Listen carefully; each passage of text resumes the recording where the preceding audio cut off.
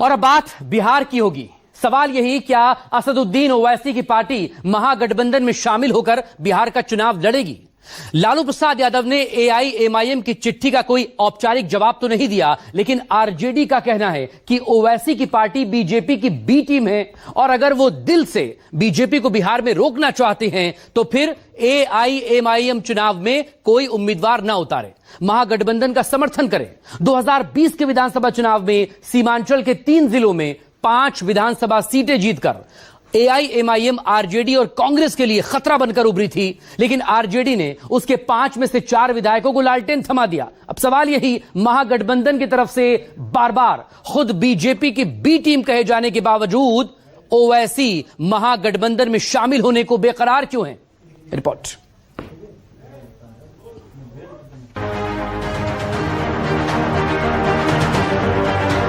तेजस्वी यादव को जरा सोचना चाहिए था कि जब तुमको मजलिस की जरूरत पड़ी तो अख्तर ईमान को बुलाया, बोला कि अख्तर भाई हमारा साथ दे दो।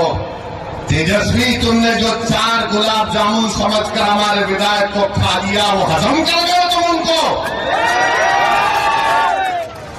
क्या किया तुमने उन 4 का? कहां मुंह दिखाने के काबिल नहीं रहे वो लोग? 4 भाग गए थे अपना ईमान बेचकर।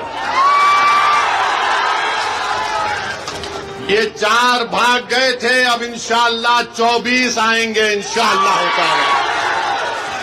4 भागे तो 24 आएंगे और जिन्होंने इनको भगाया हम तुमको भगाएंगे बिहार में, इंशाअल्लाह होता है। तो जब चुनाव आएंगे तो 15 मिनट के लिए बत्ती गुल नहीं करना, पूरे 5 साल के लिए बीजेपी के, नीतीश की और राजद की बत्ती गुल करना पड़ेगा। बात करेंगे ना? जज्बात में आके हाथ तो नहीं उठा रहे। 4 विधायकों का हिसाब 24 से चुकता करेंगे। 2020 चुनाव के धोखे का बदला 2025 में लेंगे। अब तल्ख तकरीरों से तेजस्वी को बार बार चेतावनी दे रहे असदुद्दीन ओवैसी ने बिहार विधानसभा चुनाव के ठीक पहले आरजेडी को दोस्ती का ऑफर दे दिया। बिहार में एमआईएम अध्यक्ष अख्तरुल इमाम ने महागठबंधन में शामिल करने की अपील के साथ आरजेडी अध्यक्ष लालू यादव को चिट्ठी भी लिख दी, लेकिन नतीजा ओवैसी की इच्छा के विपरीत आया। ओवैसी की पार्टी ने सेकुलर वोटों के बंटवारे से बचने की दुहाई देते हुए इंडिया गठबंधन में शामिल होने की इच्छा जताई, लेकिन आरजेडी ने वही पुरानी दलील दोहराई कि ओवैसी बीजेपी की बी टीम है। अख्तरुल इमान साहब ने आज राजद के राष्ट्रीय अध्यक्ष आदरणीय लालू जी को भी चिट्ठी लिखी, कांग्रेस के प्रदेश अध्यक्ष साहब को भी लिखी, दीपांकर भट्टाचार्य साहब को भी लिखी, सीपीआई के भी लिखी, मुकेश सैनी साहब को भी लिखी, सीपीएम को भी लिखी। सभी महागठबंधन के दलों को हमने लिखा है कि सेकुलर वोटों का बिखराव नहीं होना चाहिए। जो लोग जिनका ट्रैक रिकॉर्ड ये रहा है कि बीजेपी की बी टीम बन करके उन्होंने मदद पहुंचाई है, अब वो चाहते हैं, उन्होंने पत्र लिखा है, तो ये फैसला निर्णय सिर्फ तेजस्वी यादव जी, आदरणीय लालू प्रसाद जी लेंगे। पत्र में क्या लिखा है मुझे नहीं पता। 2020 के विधानसभा चुनाव में एआईएमआईएम ने बिहार में पहली बार 5 सीटें जीतकर तहलका मचा दिया था और इससे महागठबंधन, खासकर आरजेडी और कांग्रेस को भारी नुकसान हुआ था। महागठबंधन के नेताओं ने तब ये आरोप लगाया था कि ओवैसी ने बीजेपी की बी टीम बनकर बिहार से महागठबंधन को हरा दिया। जिन 5 सीटों पर एआईएमआईएम को जीत मिली थी उनमें अमौर सीट से अख्तरुल ईमान, बायसी से सैयद रुकनुद्दीन अहमद, जोकीहाट से शहनवाज आलम, कोचाधामन से मोहम्मद इजहार असफी, बहादुरगंज से मोहम्मद अंजार नईमी एआईएमआईएम के टिकट से जीतकर विधानसभा पहुंचे थे। अमौर सीट से जीतकर विधायक बने अख्तरुल ईमान को छोड़कर बाकी 4 विधायकों ने पतंग को छोड़ लालटेन थाम ली, यानी ये सभी आरजेडी में शामिल हो गए।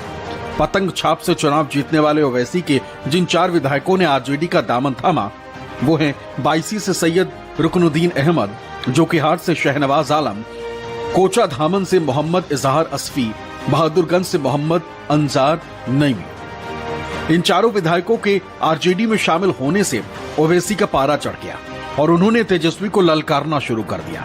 2024 के लोकसभा चुनाव के दौरान उनकी ये तकरीर काबिल गौर है।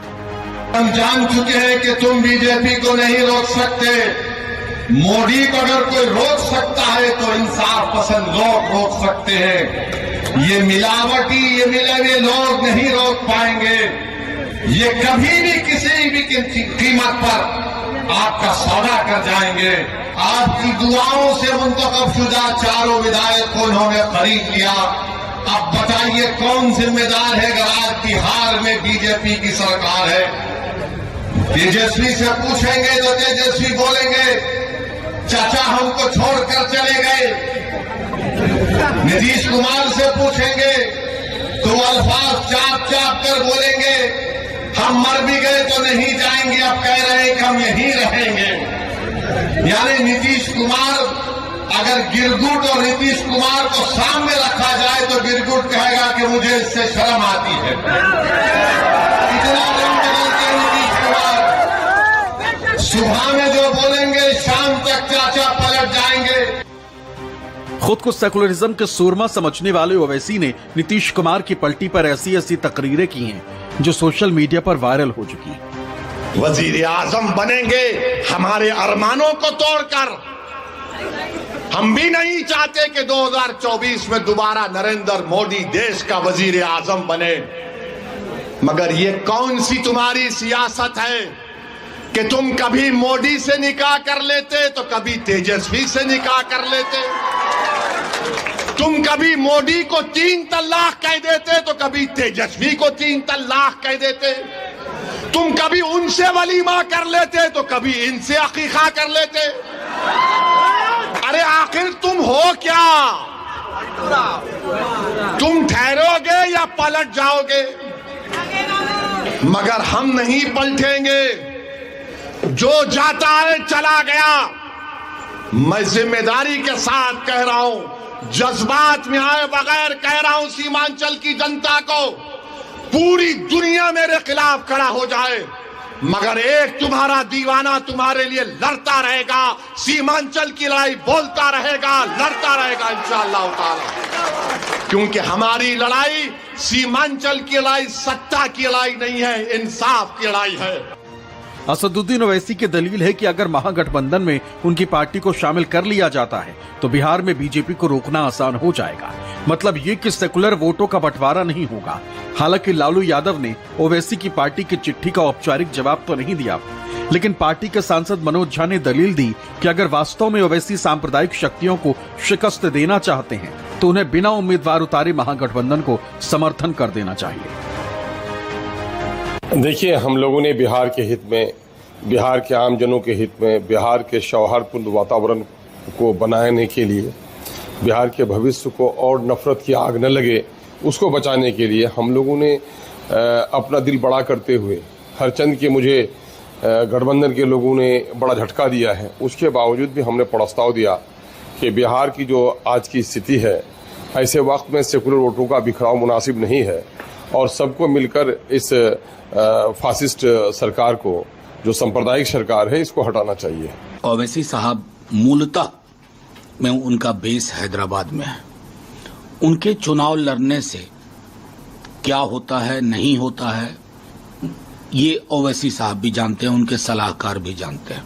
अगर आपकी मंशा है कि बीजेपी की अधिनायकवादी चरित्र को शिकस्त दी जाए, अगर नफरत की उनकी राजनीति को शिकस्त दी जाए, तो कई दफा चुनाव ना लड़ने का फैसला भी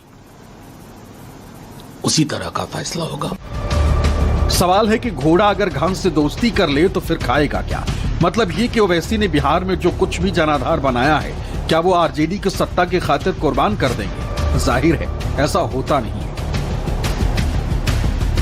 हालांकि खुद ओवैसी को शायद ये यकीन नहीं होगा कि महागठबंधन उनके मन मुताबिक फैसला करेगा। कम से कम जितनी सीटों की ख्वाहिश है उतनी दे देगा। ओवैसी की हालिया तकरीर इसकी तस्दीक भी कर रही है।